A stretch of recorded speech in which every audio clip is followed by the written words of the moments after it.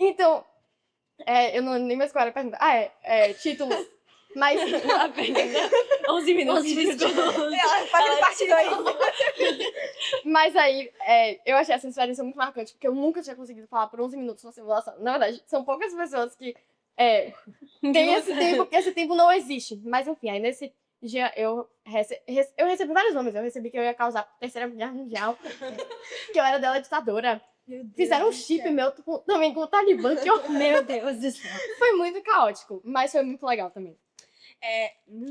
Gente, esse papo de crises, ele me trouxe tantas memórias, assim, eu tô me sentindo a tia nostálgica também. Porque, assim, gente, o ponto mais alto de criatividade das simulações são as crises. Eu perco a quantidade de vezes que eu já fui Urso Polar, Lady Gaga,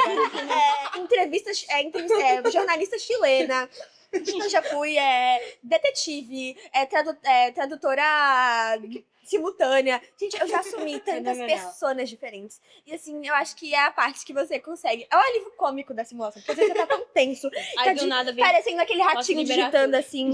Aí você vê uma crise e você não consegue não se desmanchar em risadas. E vocês têm alguma crise favorita, assim, da vida de vocês?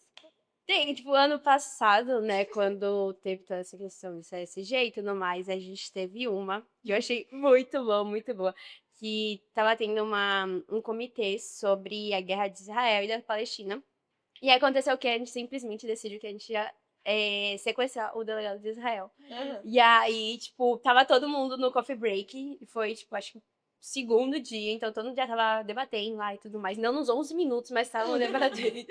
E aí, tava todo mundo no coffee break, acabando e tudo mais, a gente só chega batendo na porta, a sirene tocando, sequestrando, botando o saco, óbvio, com respeito, na cabeça do delegado. A gente levou o delegado.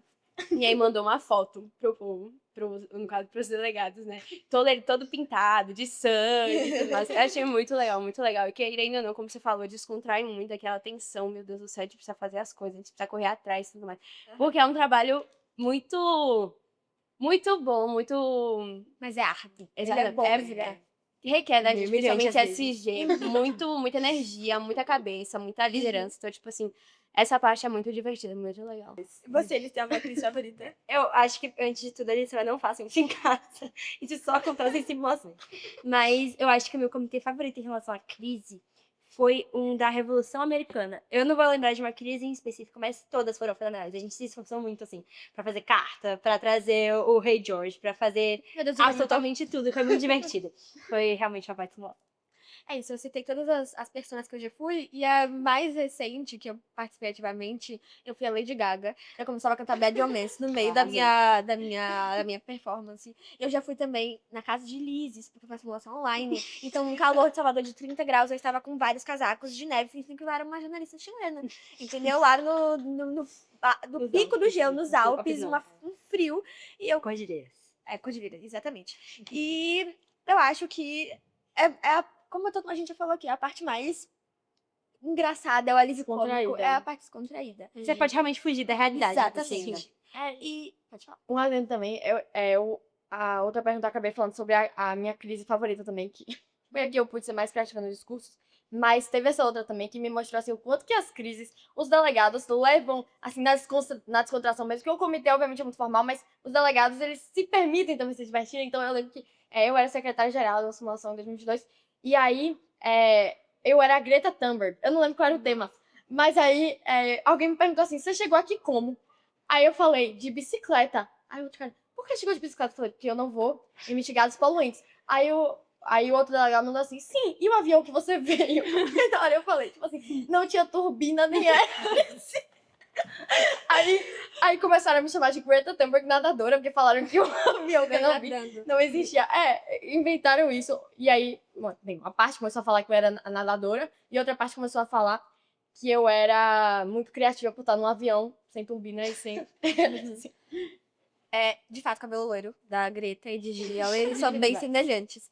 Eu quero, por favor, que você se sinta agora à vontade para fazer uma pergunta para essa mesa de veteranas, de uma dica de o que você quiser falar, tiver aí no seu coração em relação ao que tá por vir esse ano. Ai, meu Deus, agora fiquei em negócio.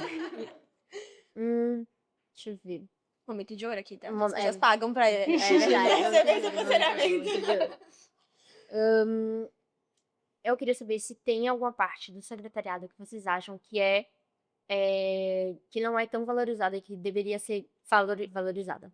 De fato, vocês compartilham a visão de vocês. Tá, eu acho que, tipo, o financeiro, talvez, óbvio, dependendo de simulação para simulação, e também o acadêmico, porque a gente acaba deixando muito de lado. A gente acha que, por exemplo, quando eu era delegada, ainda não estava como SG, nem como na área do acadêmico em 2024, na minha cabeça era o quê? A escola que resolvia, nem era o secretariado que resolvia a parte da parte financeira e tudo mais. Isso, tipo, tem que tomar muito cuidado, principalmente com as pessoas que vão estar, pra poder vigiar, porque a gente tem que ser, óbvio, como SG, muito responsável e cuidando que cada um vai estar trabalhando.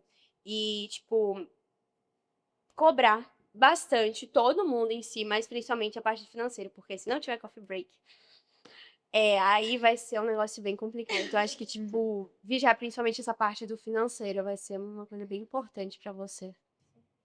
Eu acho que o que me faz pensar sobre isso é que, assim, é muito divertido ser secretária-geral. É muito legal ter esse papel, assim, de tanta confiança. Esse papel realmente de destaque é especial pra gente. Mas a verdade é que a gente é só uma das muitas engrenagens que fazem isso acontecer. Então, a gente pode ser até a engrenagem do meio que faz as outras girar, mas se uma delas não tá funcionando, nada vai. Inclusive, a gente não vai. Então, se não fosse por cada um dos meus colegas que estavam lá incansavelmente coletando os pagamentos, entrando em contato com outros colégios, escrevendo guia sem parar, ou enfim, resolvendo as coisas com a direção da escola, eu não teria feito nada, porque sozinha eu não teria feito simulação nenhuma. Então, assim, eu acho que é realmente a gente perceber que a gente faz parte de uma equipe, então que tá todo mundo lá para ter uma experiência tão boa quanto a nossa. E que a gente tem esse papel também de tornar, assim, com o papel de tanto, tipo, um papel tão precioso que a gente recebeu. A gente tem esse papel também de tornar um momento precioso para as outras pessoas que estão trabalhando junto com a gente. Isso. E vocês?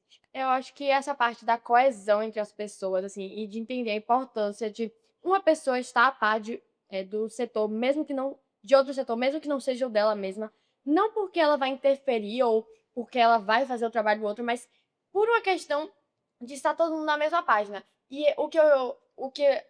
meu ponto principal ao falar isso é que, assim, muitas vezes, setores como o administrativo têm maior número de coisas para fazer. Então, por exemplo, você tem que ligar para ver se os lanches chegaram, você tem que ligar para ver se as salas já estão arrumadas, você tem que ligar, você tem que, tipo, passar em outro lugar para ver se tais pessoas já entregaram a inscrição, se você já coletou tais pagamentos, etc. Mas talvez num setor como acadêmico, você tenha, assim, uma tarefa pontual que você, tipo, corrija o guia do CDH. E eu acho que a principal função de você ter uma coesão do secretariado é você fazer as próprias pessoas do secretariado entenderem que quantidade de tarefas não é sinônimo da quantidade de tempo que você leva para fazê-las. Então, muitas vezes você pode ter 10 tarefas aqui para o administrativo, mas, tipo, um guia para uma pessoa do acadêmico corrigir, as duas talvez tenham o mesmo tempo de trabalho. Então, geralmente, falaram, eu não lembro qual das meninas falou aqui anteriormente, mas muitas vezes o tempo quando você pensa no tempo que leva para fazer uma simulação, a gente não pensa no que está por trás. E, principalmente, o próprio secretariado poder entender que quantidade não é sinônimo de quantidade de coisas, que a quantidade de coisas para fazer não é sinônimo do trabalho que eles vão ter, é o mais importante, para que o secretariado flua e para que ninguém fique se cobrando também de maneira excessiva e trabalhe realmente como um time. Sim. E eu acho que também essa parte, tipo assim, cada um saber o seu papel, como o Gi falando, também podendo ajudar e tudo mais, mas cada um ter a responsabilidade de atuar ali com o papel que foi dado para ele. Como, por exemplo, o acadêmico foi dado lá para escrever tal guia para tal dia. Se ele não fizer, que ele não vai acabar na nossa mão, né? Porque a gente tá ali trabalhando com o povo e tudo mais. Então, tipo, acho que é muito importante também cada um também ter autonomia para fazer as coisas que lhe foi dado no momento certo. E é isso. Acho que isso é bem. E se você chegou até aqui, obrigada por ter acompanhado a gente. Obrigada, meninas, por terem aceitado esse papo que foi super divertido, foi super agregador, que me trouxe muitas memórias boas. Eu estou com um de quero mais, assim, do passado, tô nostálgica e quero continuar nesse motivo para sempre, populações. E Bela tem uma verdade pra dar pra você. Se vocês gostaram e querem saber mais, sigam @LeFleurMoon. E vai vir, já está vindo a mini LeFleurMoon e mais tarde vem a LeFleurMoon. Então fiquem atentos, não percam